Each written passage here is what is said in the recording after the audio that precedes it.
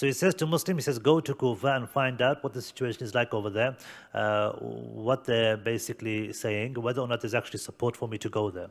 So Muslim, he leaves and he makes his way to Kufa. When he arrives in Kufa, he's given overwhelming support.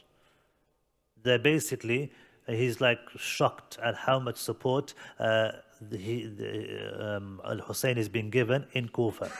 And they're willing to pledge allegiance to him, they're willing to support him. Even prior to him going to Kufa, Al-Husayn radiallahu anhu would be given letters saying that we're not even in Kufa, that we're not even going to pray Jumu'ah until you arrive here. Why? Because in those days, the one who was giving the Jumu'ah khutbah was the one appointed by the governor or by the leader of the Muslims. So he chooses who's going to be doing the khutbahs. Because in those days, in the olden days, the leader of the Muslims was the one who would give the khutbahs, or the governor of the city.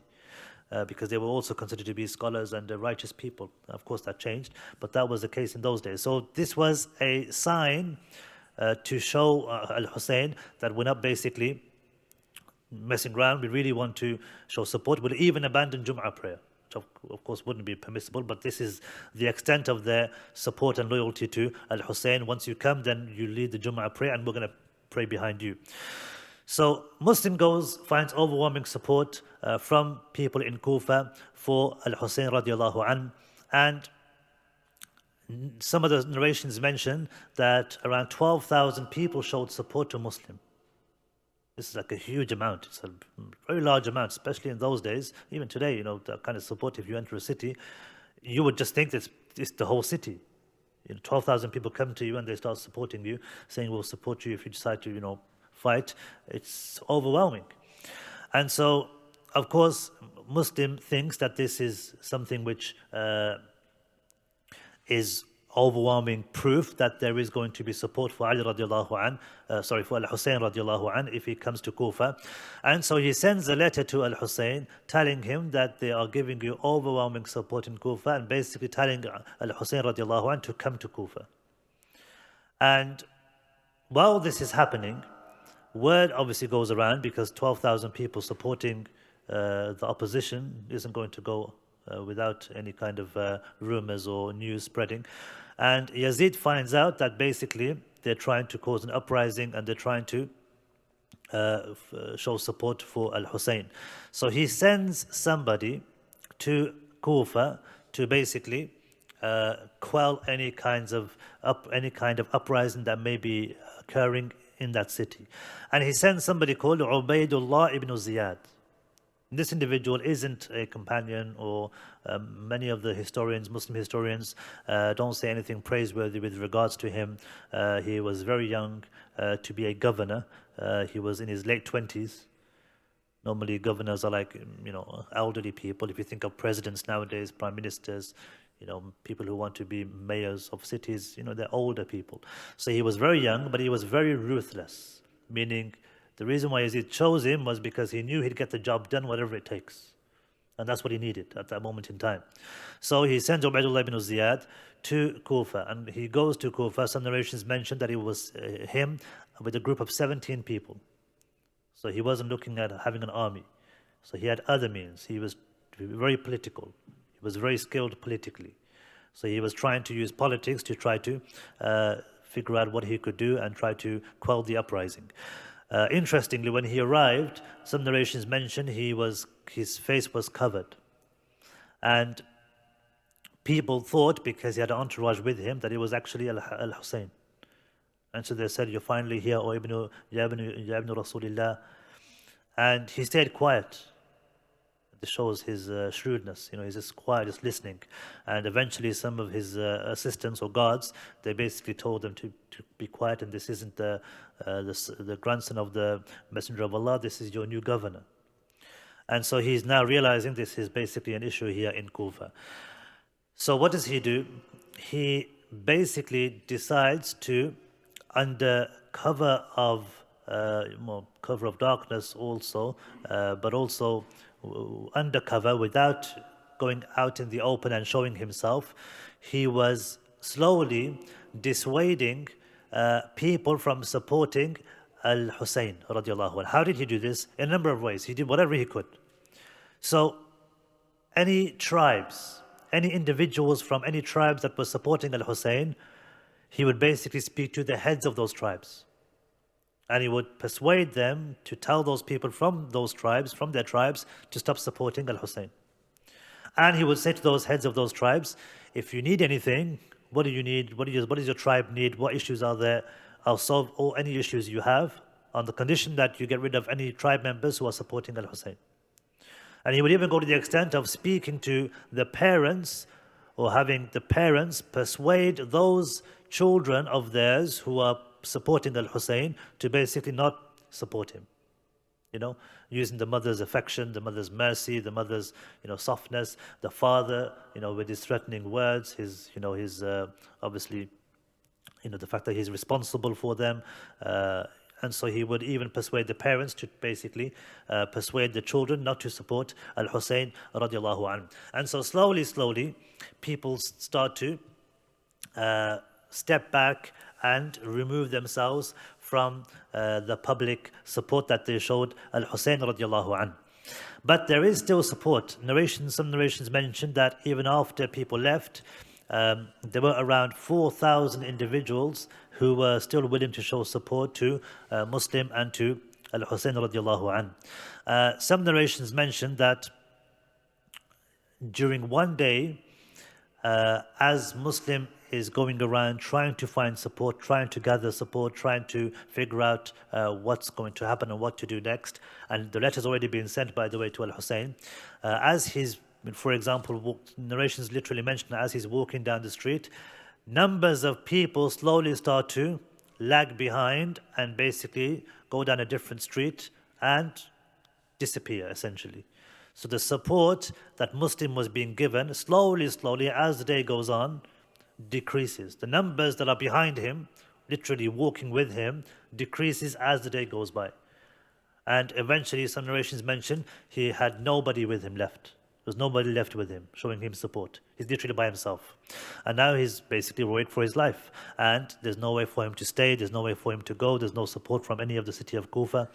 And some narrations mention that he went to an old woman's house for food because he was hungry. And so the woman allowed him to stay there.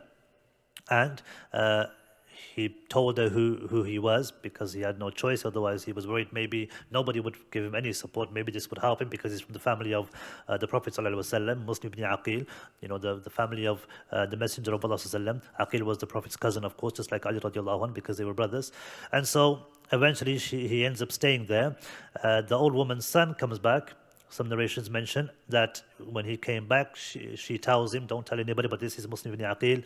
And eventually he tells the soldiers of Ibn Ziyad that this is Muslim, he's staying in my house, and he spills the beans. Ubaidullah ibn Ziyad sends some soldiers there. Some narrations mention that he tried to fight them, and some were killed. Other narrations mention that there was no actual fighting that took place. But there was a negotiation.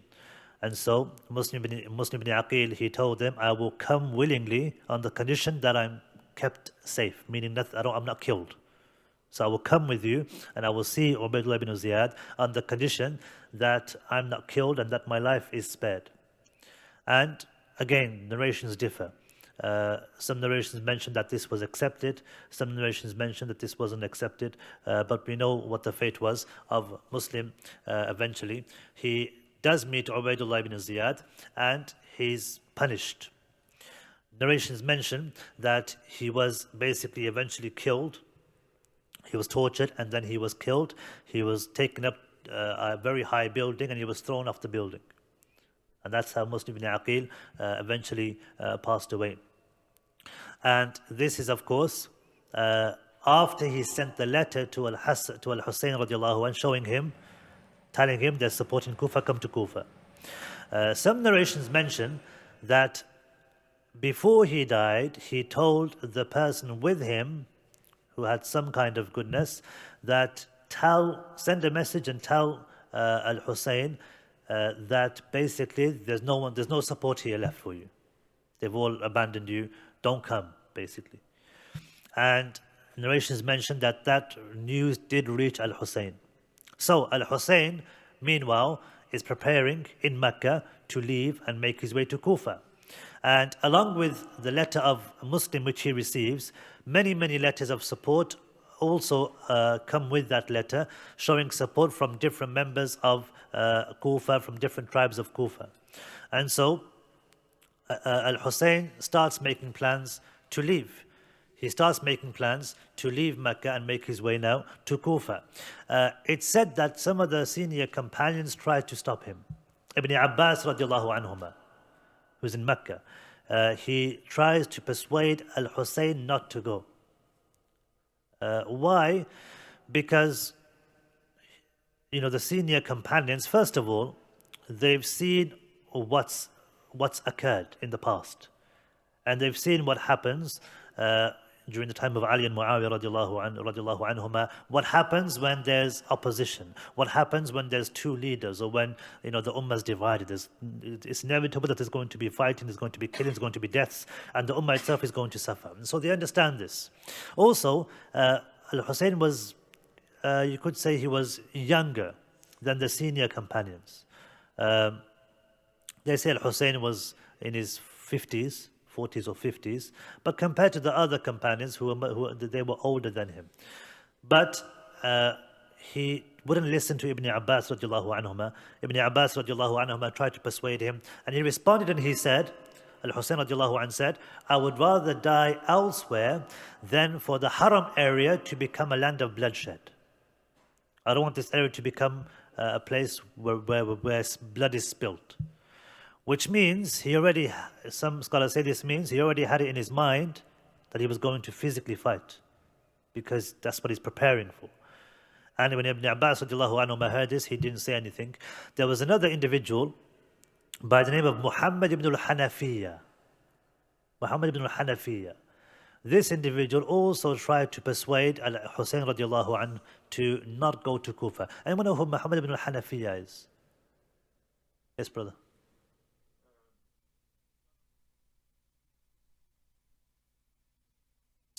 Other way around. Yeah.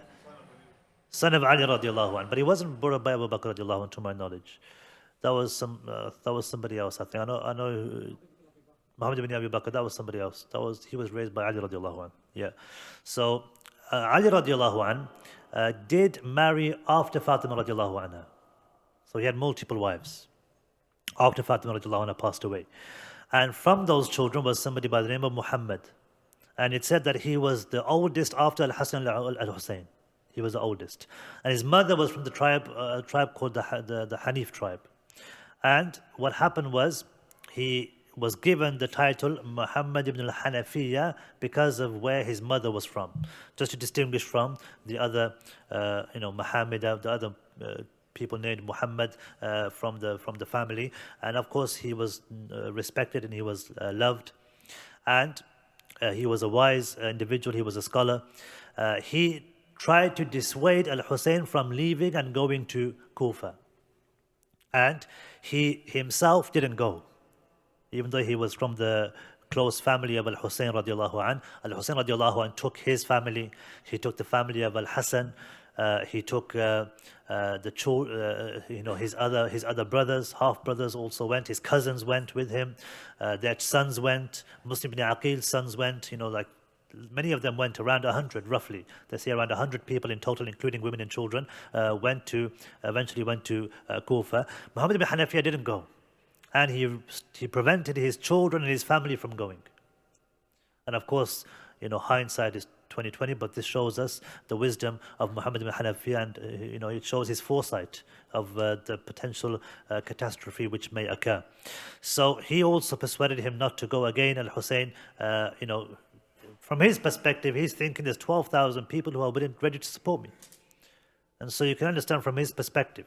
He's understanding this support. He knows that Yazid, as far as he's concerned, is somebody who's incompetent. He's not a righteous person. He's not fit to be the leader. So from that perspective, you can understand why he is insistent on going. Also, some say Ibn Umar radiallahu anhuma also tried to dissuade him from going. And it said that Ibn Umar radiallahu anhu, when he realized he's not listening, he's adamant on going, he said, okay, let me narrate to you a hadith. And he narrated the hadith of the angel Jibreel alayhi salam asking the Prophet Muhammad sallam if he wanted to leave or if he wanted to stay on earth just before he passed away. And we know the Messenger of Allah, he said, Bali Rafiq al-A'la, rather to the highest companionship, meaning Allah subhanahu wa ta'ala. So he chose the hereafter as opposed to choosing this dunya and the treasures and benefits of this world. So Ibn Umar radiallahu anhu, he tells him this hadith. And he says, I've never told anybody this hadith before this. Obviously we know it now, but in that time. And why is he telling him this hadith? He's saying, your grandfather, the Prophet Muhammad sallam, chose the akhirah. And you are part of him because you're his grandchild. So likewise, you should also be choosing the akhirah. So what he said with regards to choosing the akhirah is not just for him, but it's also for his descendants. It's also for his children. Meaning, your piece of reward and the blessing you're going to have isn't going to be in this dunya, it's going to be in the akhirah. You're going to have a portion of the akhirah, not a portion of this dunya.